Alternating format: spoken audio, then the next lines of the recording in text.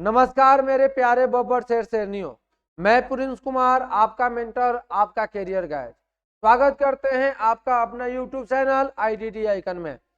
तो साथियों, सभी को गुड इवनिंग, राधे राधे। कैसे हैं आप सब? आशा करता हूं कि बिल्कुल स्वस्थ होंगे, मस्त होंगे और अपने रन के तैयारी के लिए रणनीति को तैयार कर रहे होंगे। आज हम लोग क्लास 10th के हिंदी का 7वां चैप्टर हिरोशिमा के बारे में हम लोग पढ़ने वाले हैं, जिनका लेखक है सच्चिदानंद हीरानंद वात्सन अज्ञे।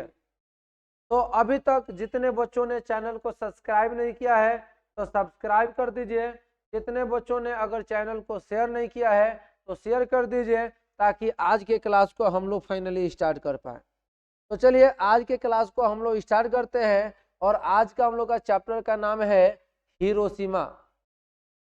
हम लोग का चैप्टर का क्या नाम है जी? हिरोशिमा। क्लियर है? तो आइए सबसे पहले हम लोग कविता परिचय की ओर हम लोग देखते हैं। सबसे पहले हम लोग आज पढ़ेंगे कविता परिचय के बारे में, ठीक है? तो चलिए सबसे पहले कवि का क्या नाम है? सच्चिदानंद हीरानंद वात्स्यन अज्ञे। हिरोशिमा शीर्षक कविता के लेखक कौन है? सच्चिदानंद हीरानंद वात्स्यन अज्ञे। इनका जो जन्म हुआ था 7 मार्च 1911 ईस्वी में हुआ था। और कहाँ पे हुआ था? कसैया कुशीनगर उत्तर प्रदेश में हुआ था। यानी कि यह उत्तर प्रदेश के लाल थे, जिनका नाम है सच्चिदानंद हीरानंद वात्स्यन अज्ञे। और प्यार से इनको अज्ञे जी बुलाते हैं, क्या ना? कभी कभी पूछ देता है इनका पूरा नाम क्या है। समझ में आ गया? इसलिए आप लोग तैयार रहिएगा। चलिए आगे। इनके मम्मी श्री का नाम है माता श्री का बेयंती देवी। और इनकर बाबूजी के नाम है, यानी पिता के नाम है डॉक्टर हीरानंद शास्त्री, जो एक प्रख्यात पुरातत्ववेत्ता थे। और अज्ञे जी की प्रारंभिक शिक्षा लखनऊ में घर पर हुई। यानी कि इनका प्रारंभिक शिक्षा घर पे ही हुआ, लखनऊ में। लेकिन उनका मूल निवास करतारपुर पंजाब था। यानी कि इनका मूल निवास करतारपुर पंजाब था, लेकिन यह उत्तर प्रदेश लखनऊ में रहते थे। और कॉलेज लाहौर से और एमए अंग्रेजी लाहौर से किया। यानी कि एमए किस सब्जेक्ट से किया? अंग्रेजी से। वो भी कहाँ से? लाहौर से, जो कि अभी शायद पाकिस्तान में पड़ता है। ठीक है। आगे है, इन्हें संस्कृत, अंग्रेजी, हिंदी, फारसी, तमिल आदि अनेक भाषाओं का ज्ञान था।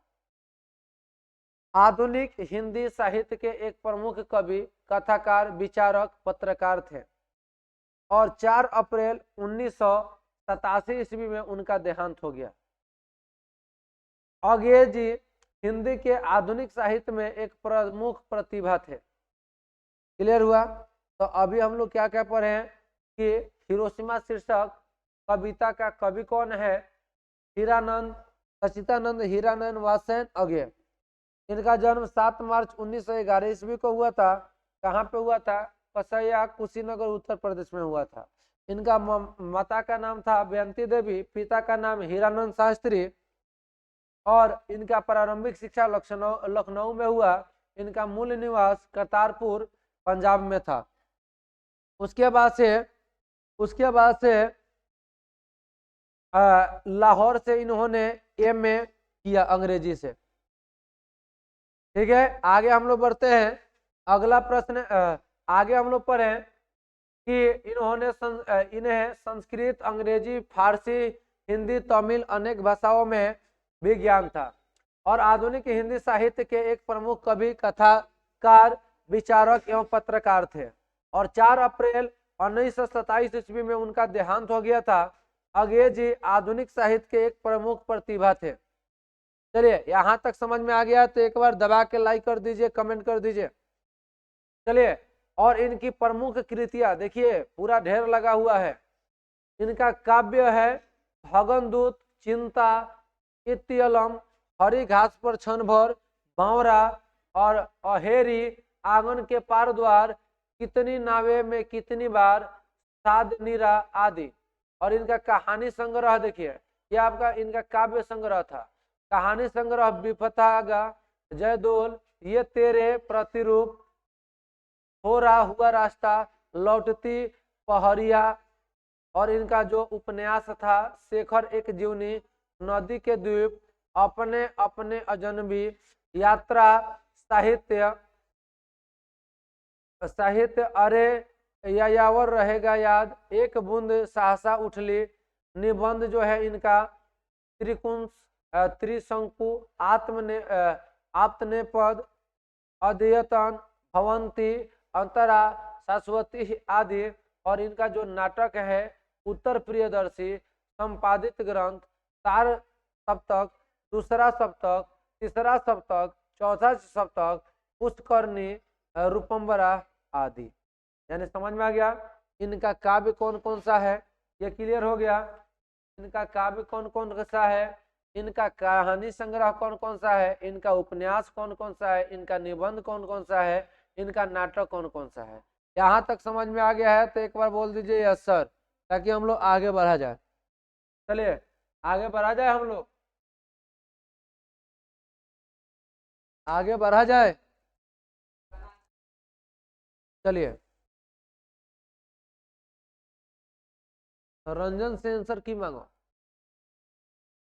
चलिए आगे हम लोग बढ़ते हैं कि अगे ने अंग्रेजी में भी मौलिक रचनाओं की और अनेक ग्रंथों का अनुवाद भी किया। ध्यान से समझिएगा, अगे ने अंग्रेजी में भी मौलिक रचनाओं की और उनके ग्रंथों का अनुवाद भी किए। वे देश विदेश के अनेक विश्वविद्यालय में विजिटिंग प्रोफेसर भी रहे। इन्हें साहित्य अकादमी पुरस्कार, ज्ञानपीठ पुरस्कार, पूगा यानी कि यूगोस्लाविया का अंतर्राष्ट्रीय स्वर्णमाल आदि इनके अनेक पुरस्कार प्राप्त हुए। यानी कि इन्हें साहित्य अकादमी पुरस्कार, ज्ञानपीठ पुरस्कार, बुगा कोई पुरस्कार है वो भी से इनको पुरस्कृत किया गया था। देख लीजिए यही है सच्चिदानंद, हीरानंद, वासन, अज्ञेय, यही इनका फोटो है। आगे बढ़ते हैं, आगे है कविता की ओर। तो अभी हम लोग कवि परिचय पढ़ रहे थे, अब है कविता। तो कविता पर कवि परिचय में हम लोगों ने क्या क्या पढ़ा है एक बार देख लीजिए।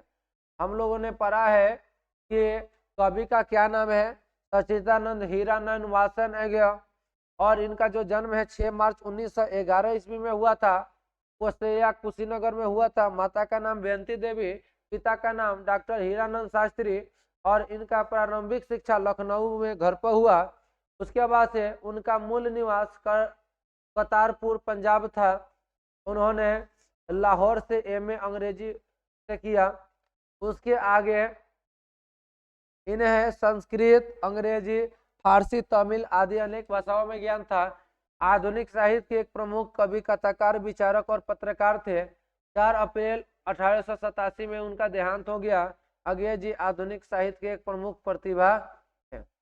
चलिए आगे है इनकी काव्य कृतियां कौन कौन सी है, उसके आगे इन्हें कौन कौन सा पुरस्कार मिला। अब हम लोग आगे बढ़ते हैं कविता की ओर। ठीक है, कह रहा है एक दिन सहसा सूरज निकला, अरे क्षितिज पर नहीं नगर के चौक, धूप परसी पर अंतरिक्ष से नहीं फटी मिट्टी से।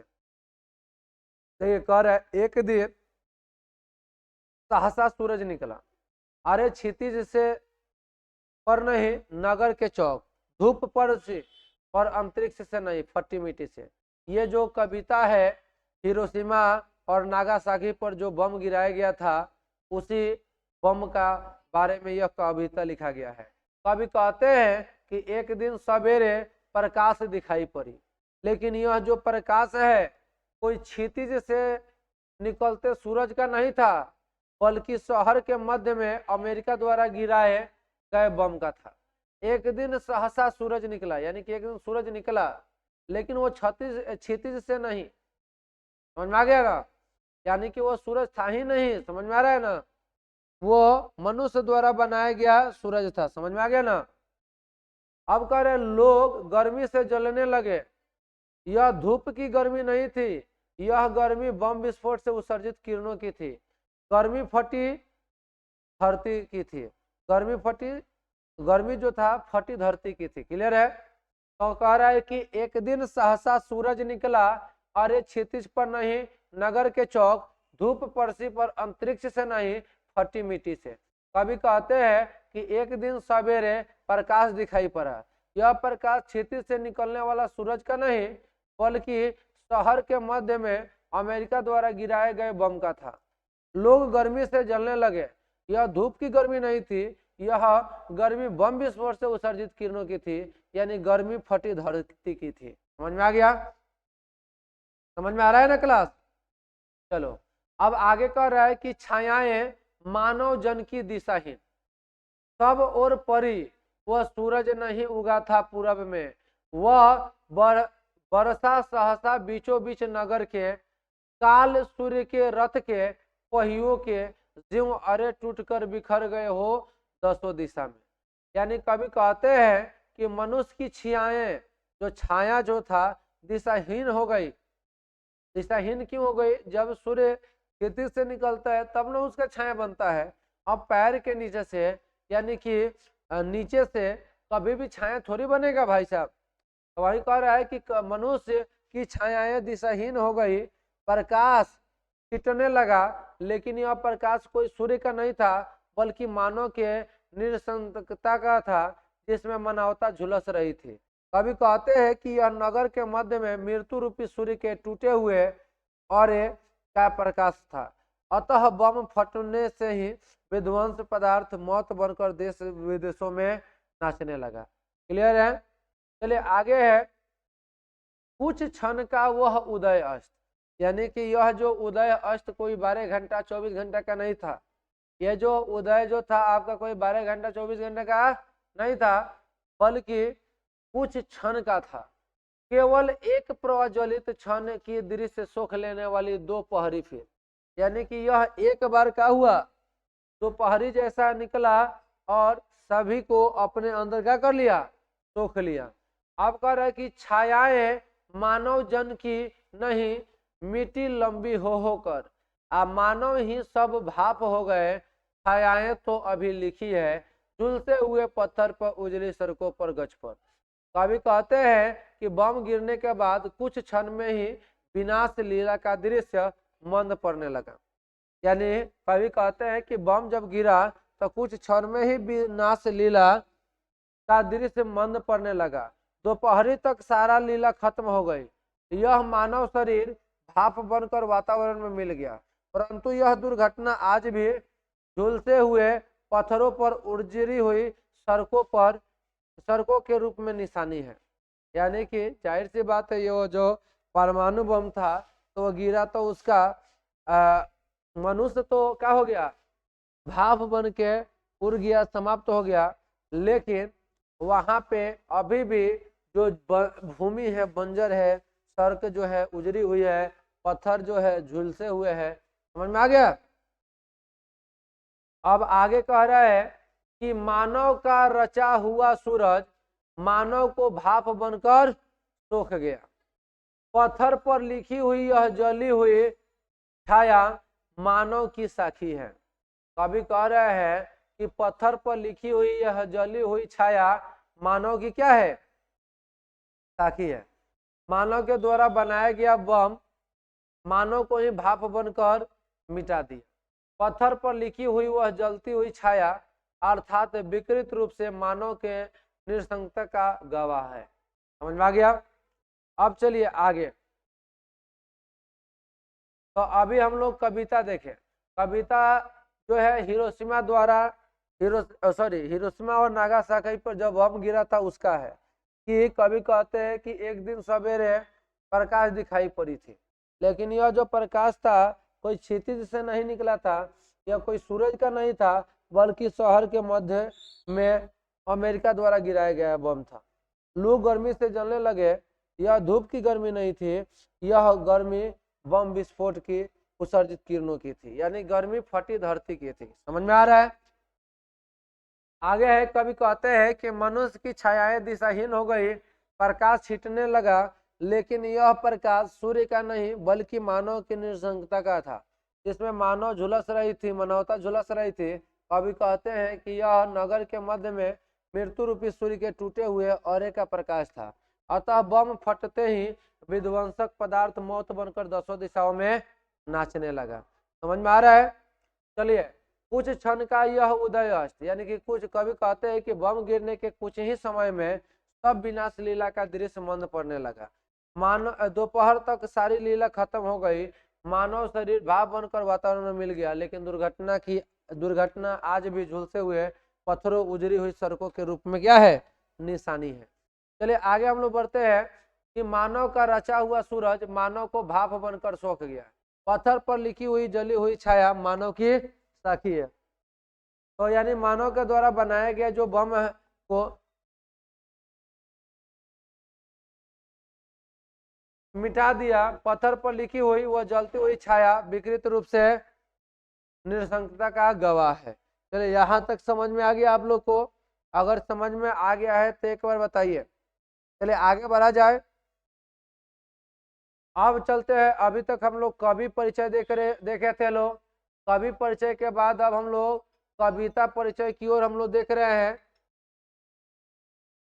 अब देखिए आगे, एक बूंद सहसा मछली, रिसीव कर लो।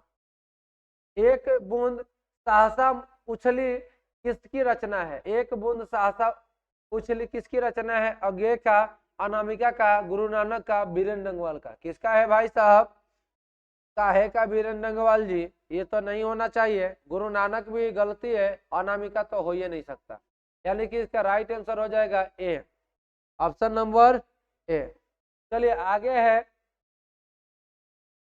कि पुष्करणी किसकी रचना है? अज्ञे की, अनामिका की, गुरु नानक का, बीरेन डंगवाल का। इसका राइट आंसर आप लोग कमेंट करेंगे। इसका राइट आंसर आप लोग कमेंट करिए तो बाबू। चलिए क्या हो जाएगा right answer? Option number A, Agyeya. चलिए आगे हम लोग बढ़ते हैं। अगला अगला पॉइंट है, अगला सॉरी क्वेश्चन है, कौन सी कृति अज्ञे का नहीं है? आंगन के पार द्वार, मिलन याइनी, बावरा अहेरी, एक बूंद सहसा उछली। तो क्या हो जाएगा? एक बूंद सहसा उछली, यह अज्ञे का नहीं है। Option number D. चलिए आगे हम लोग बढ़ते हैं। हिरोशिमा किस देश में है? Italy, Japan, France, Germany. कहाँ पे है बाबू? तो जापान में है। जापान में हिरोशिमा है, ऑप्शन नंबर डी। आप लोग को पता भी होगा जापान पे परमाणु बम गिराया गया था अमेरिका के द्वारा। समझ में आ गया? आगे है, हिरोशिमा शीर्षक कविता में सूरज का प्रतीक अर्थ क्या है? खगोलीय पिंड, प्रचंड क्रोध, प्रशंसित व्यक्ति, अनुभव। तो क्या था? अनुभव था। क्या था बेटा? अनुभव था। चलिए आगे हम लोग बढ़ते हैं। अगला प्रश्न है, अज्ञे का जन्म किस प्रदेश में हुआ था? उत्तर प्रदेश, पंजाब, मध्य प्रदेश, छत्तीसगढ़। तो क्या हो जाएगा? उत्तर प्रदेश में। समझ में आ गया? इनका जन्म जो हुआ था उत्तर प्रदेश में, लेकिन इनका मूल निवास कहाँ था? पंजाब। चलो आगे है, कुछ क्षण का वह उदय अस्त, हमें कौन सा अलंकार है? उपमा, संदेह, कुछ क्षण का वह उदय अस्त, उसमें कौन सा अलंकार है? उपमा, संदेह, रूपक, विरोधाभास एवं विभावना। क्या है इसका राइट आंसर? तो विरोधाभास और विभावना। ऑप्शन नंबर क्या हो जाएगा? डी। चलिए आगे की ओर हम लोग बढ़ते हैं। क्वेश्चन कैसा लग रहा है आप सब कमेंट करिए। हिरोशिमा शीर्षक कविता में वर्णित सूरज कहाँ निकला? नगर के चौक पर, इनमें कोई नहीं, पूर्वी क्षितिज पर या पूर्वी दिशा में। कहाँ पे? तो नगर के चौक पर। Option number A. आगे है, अज्ञे के नाम से हिंदी साहित्य के इतिहास में कौन सा वाद जुड़ा हुआ है? प्रगतिवाद, प्रयोगवाद, छायावाद, हालावाद। तो कौन सा? प्रयोगवाद कवि थे। समझ में आ गया? इसका राइट आंसर भी। जितने लोग अगर शिद्दत से क्लास को सुना होगा उनसे क्वेश्चन नागिन डांस करा देंगे वो लोग। उत्तर प्रियदर्शी किस विधा का रचना है? नाटक, प्रबंध, काव्य, उपन्यास, कहानी। तो क्या हो जाएगा इसका राइट आंसर जी? नाटक हो जाएगा। क्या हो जाएगा? ऑप्शन ए, नाटक हो जाएगा। चलिए आगे हम लोग बढ़ते हैं। अज्ञे किसका उपनाम है? सचिदानंद वात्स्यायन, बद्रीनारायण चौधरी, रामधारी सिंह या बीरेन डंगवाल। तो क्या हो जाएगा? ये तीनों गलत है। राइट आंसर हो जाएगा सचिदानंद वात्स्यायन, अज्ञे। चलिए आगे हम लोग बढ़ते हैं। द्वितीय विश्व युद्ध में परमाणु बम कहाँ गिराया गया? जापान पर, इंग्लैंड पर, फ्रांस पर, चीन पर। तो कहाँ पे गिराया गया था? जापान पे। देखिए 2022 में पूछा गया क्वेश्चन से। आगे है अज्ञेय की निबंध कृति है भवंती, त्रिशंकु, अंतरा, इनमें सभी। तो क्या हो जाएगा? इनमें सभी हो जाएगा ना भाई साहब? ऑप्शन नंबर डी हो जाएगा। चलिए right answer option number D. आगे है कौन सी कृति अज्ञेय की है?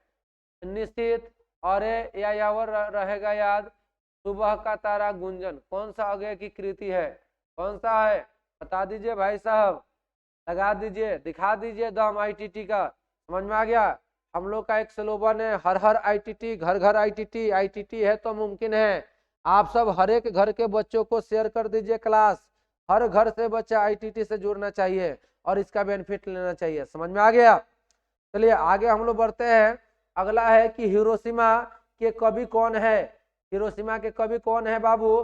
तो रामधारी सिंह दिनकर है कि अज्ञेय है कि जीवन आनंद दास है कि रामधारी सिंह दिनकर है? तो क्या हो जाएगा? अज्ञेय है, ऑप्शन नंबर बी। तो लगा दो भी। चलिए आगे है, अज्ञेय के माता का क्या नाम था? जयंती देवी, बेयंती देवी, वंदना देवी, सरला देवी। तो क्या था जी बाबू? बेयंती देवी था। क्या था? बेयंती देवी था। माता का नाम बेयंती देवी था। समझ में आ गया? चलिए आगे हम लोग बढ़ते हैं। शेखर एक जीवनी उपन्यास किसकी रचना है? 2022 में पूछा गया है। जीवनानंद दास, सचितानंद, हीरानंद वासेनेगर, रामधारी सिंह दिनकर, के। क्या हो जाएगा? Option number B. देख लीजिए ये जो हिरोशिमा चैप्टर से किसकी रचना है, वहां से क्वेश्चन बहुत बार पूछा गया है, इसलिए इसको ध्यान से आप लोग पढ़िएगा भाई साहब। चलिए आगे देखती है क्वेश्चन, धूप परसी पर अंतरिक्ष से नहीं फटी जैसे, कुआं से, मिट्टी से, दसों दिशाओं से, आसमान से। तो कहाँ से फटी थी? मिट्टी से फटी थी, इसलिए बी हो जाएगा। चलिए आगे हम लोग बढ़ते हैं। शेखर एक जीवनी अज्ञेय की प्रसिद्ध क्या है? निबंध है कि कहानी संग्रह है कि उपन्यास है कि नाटक है? क्या है भाई साहब? बोल दीजिए क्या है? तो उपन्यास है। क्या है? की हो जाएगा उपन्यास। चलिए आगे हम लोग बढ़ते हैं। अगला है कि अज्ञेय ने संपादन किया था रूपम्बरा क्या, तार सप्तक का, पुष्करणी का, इनमें सभी। तो किसका? तो इनमें सभी हो जाएगा, ऑप्शन नंबर डी। चलिए आगे हम लोग बढ़ते हैं। जापान के हिरोशिमा नामक नगर पर अणुबम किसने गिराई? अमेरिका, रूस, चीन, इंग्लैंड। किसने गिराई? अमेरिका ने गिराया था। ये अमेरिका ने गिराया था हिरोशिमा और नागासाकी, जो कि जापान में है। अब है अज्ञेय ने अपनी शिक्षा कहाँ तक ग्रहण की? Intermediate, B honours, MA, PhD. तो कहाँ तक किए? एमए तक किए। कहाँ तक? एमए। वो अभी कौन चीज से? अंग्रेजी से। किससे किए थे? अंग्रेजी से। इसलिए राइट आंसर हो जाएगा ऑप्शन नंबर सी। आगे है अज्ञेय का जन्म कब हुआ था? 7 मार्च 1911, 15, 13, 17। कब किया गया था? कब हुआ था? 7 मार्च 1911 में। इसलिए इसका राइट आंसर हो जाएगा ऑप्शन नंबर ए, 18 और 23 में। चलिए आगे हम लोग बढ़ते हैं। अगला है कि अज्ञेय के पिताजी का क्या नाम था? डॉक्टर हीरानंद शास्त्री, डॉक्टर कृष्ण शास्त्री, सच्चिदानंद शास्त्री, पारसनाथ शास्त्री। तो इसका राइट आंसर क्या हो जाएगा? क्या हो जाएगा? डॉक्टर हीरानंद शास्त्री हो जाएगा, ऑप्शन नंबर ए। देखिए 22 में पूछा गया क्वेश्चन है भाई साहब। चलिए आगे है, हिरोशिमा कविता किसका चित्रण करता है? प्राचीन सभ्यता की खुशहाली का, आधुनिक सभ्यता का विकास का, प्राचीन सभ्यता के मानवीय विभीषिका का, आधुनिक सभ्यता का दुर्दांत मानवीय विभीषिका का। किसका चित्रण करता है? आप सब इसका राइट आंसर कमेंट करिए। तो इसका राइट आंसर तो होना चाहिए ऑप्शन डी है, क्योंकि आधुनिक सभ्यता की दुर्दशा मानवीय विभीषिका का। ये 18 और 23 में पूछा गया है। आप सब देख सकते हैं, एक से बढ़ के एक ललन टफ क्वेश्चन है, एक से एक बढ़ के आपका एग्जाम के औकात को दिखा देने वाला क्वेश्चन है। दिखा दीजिए दम कितना है आईटीटी में। क्वेश्चन देखिए, आंसर मारिए। आगे है आगे द्वारा रचित शाश्वती क्या है? नाटक है, निबंध है, काव्य है, उपन्यास है? तो क्या था भाई साहब? कुछ देर पहले मैंने पढ़ाया था, तो बिल्कुल निबंध था। क्या था? निबंध, ऑप्शन नंबर बी। चलिए आगे है, कवि के अनुसार अणुबम है, ग्रह है, उपग्रह है, सूरज है, तारामंडल है? क्या है? कवि के अनुसार अणुबम क्या है बेटा? क्या है? तो सूरज है। सूरज क्या है? अणुबम है कवि के अनुसार। हम लोग के अनुसार नहीं, नहीं तो कहिएगा मास्टरवा पगलाई गई है क्या। तार सप्तक का संपादन किसने किया? जयशंकर प्रसाद, महादेवी वर्मा, राम इकबाल अगे। किसने किया था? जाहिर सी बात है भाई कि अगे जी के बारे में पढ़ रहे हैं तो अगे ही होगा, ऑप्शन नंबर डी। चलिए आगे हम लोग बढ़ते हैं। हिंदी कविता में प्रयोगवाद का सूत्रपात किसने किया था? जयशंकर प्रसाद ने, महादेवी वर्मा ने, राम इकबाल, राकेश ने, अगे ने। तो किसने किया था सूत्रपात का? तो इसका राइट आंसर हो जाएगा ऑप्शन नंबर डी। आप लोग भी भाई कमेंट करते रहिए, खाली देख के मत चुपचाप रहिए, कमेंट करिए आंसर। अगे जी का निधन कब हुआ था बताओ रे भाई। मतलब राम नाम सत्य है कब हुआ था, विकेट कब गिर गए रहे? 4 अप्रैल 1983 को, 4 अप्रैल 1987 को, 14 अप्रैल 85 को और 14 अप्रैल 89 को। कब बोलो? तो 87 को, ऑप्शन नंबर क्या हो जाएगा? बी। चलिए आगे हम लोग बढ़ते हैं। दुर्दांत मानवीय विभीषिका का चित्रण करने वाली कविता क्या है? एक वृक्ष की हत्या, हिरोशिमा, अक्षर ज्ञान, जनतंत्र का जन्म। तो क्या हो जाएगा? हिरोशिमा हो जाएगा, ऑप्शन नंबर बी हो जाएगा। चलिए आगे हम लोग बढ़ते हैं। पत्थर पर लिखी हुई जलती हुई छाया किसकी साखी है? पशु का, ईश्वर का, मानव का, प्रकृति का? किसका साखी है बताओ? मानव का, मानव का साखी है। चलो चलो तो अगला प्रश्न की ओर देखते हैं। हिरोशिमा पाठ में नगर के चौक पर निकलने वाला सूरज क्या है? आका, गोला, मिसाइल, परमाणु बम, रॉकेट? क्या है भाई साहब, क्या है? तो हिरोशिमा पाठ में नगर के चौक पर क्या गिरा था? परमाणु बम न गिरा था जी। तो राइट आंसर मारना दो सी। अगे का पूरा नाम क्या है? तो सचितानंद हीरानंद अगे, सचितानंद हीरानंद वासयन अगे, हीरानंद वासयन अगे, सचितानंद वासयन अगे। तो हीरानंद, सचितानंद हीरानंद वात्स्यन अगे क्या हो जाएगा? Option number B. चलिए आगे हम लोग बढ़ते हैं। समझ में आ गया? रात में नहीं फेंकते उसको। चलिए आगे देखिए, आप लोग को मैंने नहीं बोला, ठीक है। नदी के सूप किस कवि की रचना है?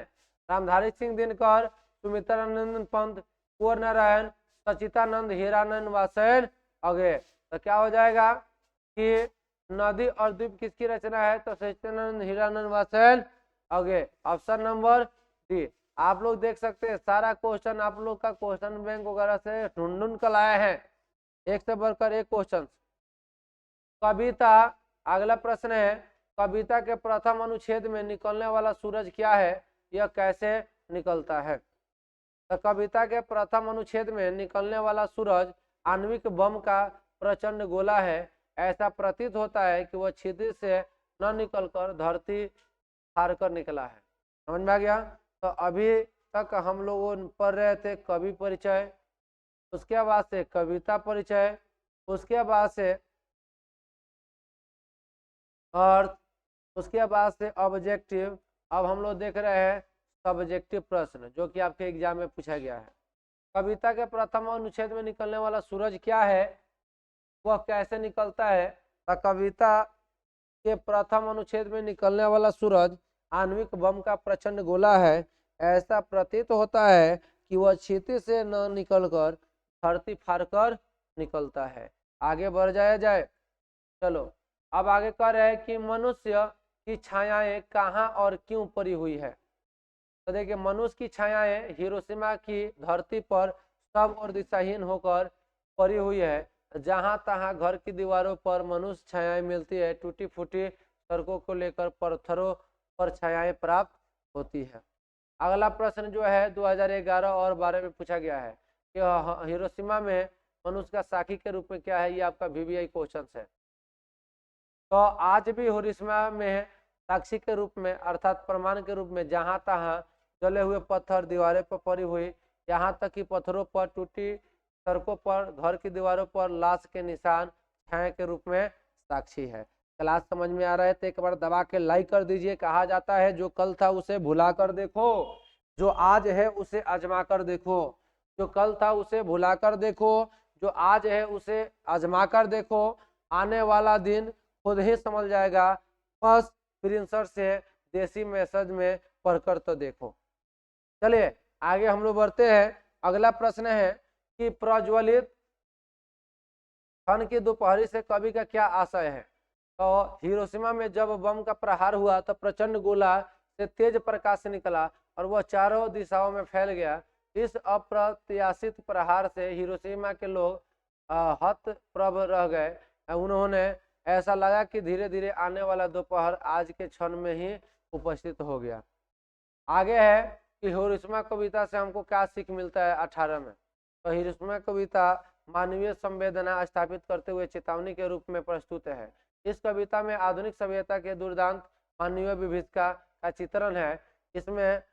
इससे हमें यही संदेश मिलता है कि हम विकास क्रम में मानवता को नहीं भूले, हिंसक प्रवृत्ति का नियंत्रण करें, अन्यथा मानव कल्याण की जगह विनाश लीला की धरती तिलमिला उठेगी। हिरोशिमा की कविता से क्या शिक्षा मिलता है कि यही विकास करिए लेकिन मानवता को नहीं भूलिए। समझ में आ गया? हिंसक प्रवृत्ति पर नियंत्रण करिए। समझ में आ गया? नहीं तो मानव कल्याण के लिए वो बनाया गया और मानव को ही सोख लेगा। समझ में आ गया? चलिए आगे बढ़ते हैं कि छायाएं दिशाहीन सब और क्यों पड़ती है। VVI भाई साहब, कि छायाएं दिशाहीन सब और क्यों पड़ती है। तो हिरोशिमा ये सारे चीज, तो सूर्य से उगने से जो छाया का निर्माण होता है वह निश्चित दिशा में होता है, लेकिन बम विस्फोट से निकलने वाला जो प्रकाश है, जो छायाएं बनती है वे दिशाहीन होती है, क्योंकि आणविक शक्ति से निकलने हुए प्रकाश संपूर्ण दिशाओं में पड़ता है, इसलिए उसका कोई निश्चित दिशा नहीं है। बम के प्रहार से मरने वालों की छत लाशें विभिन्न दिशाओं में जहां तहां पड़ी हुई है। ये लाशें छाया स्वरूप है, परंतु चारों ओर फैली होने के कारण दिशाहीन कही गई है। समझ में आ गया? यानी कि क्षितिज से जो सूरज निकलेगा उसी का ना छाया बनेगा भाई साहब, जो क्षितिज से नहीं है उसका छाया कैसे बनेगा। चलिए तो आज के क्लास में हम लोग क्या पढ़े हैं लोग, तो हिरोशिमा पाठ के बारे में पढ़े लो, उसका कवि के बारे में पढ़े लो, उसके बाद से कविता के बारे में पढ़ लो, सारे कविता के अर्थ के बारे में हम लोग पढ़े लो। समझ में आ गया? तो उसके बाद हम लोग लास्ट में 2 नंबरिया क्वेश्चन का भी मैंने प्रैक्टिस आप लोग को करवाया। तो आप लोगों को क्लास कैसा लगा आप सब जरूर कमेंट करिए, और जितने भी आपके मित्रगण हैं उनको सारा लोगों को शेयर कर दीजिए। और क्लास में और भी अपडेटेड चाहिए तो आप जरूर कमेंट करिए कि सर ऐसा करिए, मैं जरूर अगले क्लास में आप लोग को अपडेट करेंगे। तो चलिए आज के लिए इतना ही, तब तक के लिए हंसते रहिए, मुस्कुराते रहिए, आराम से जी जान लगा के पढ़ते रहिए, क्योंकि अब एग्जाम पास आ गया है। तो आज के लिए लेते हैं एक छोटा सा ब्रेक। जय हिंद।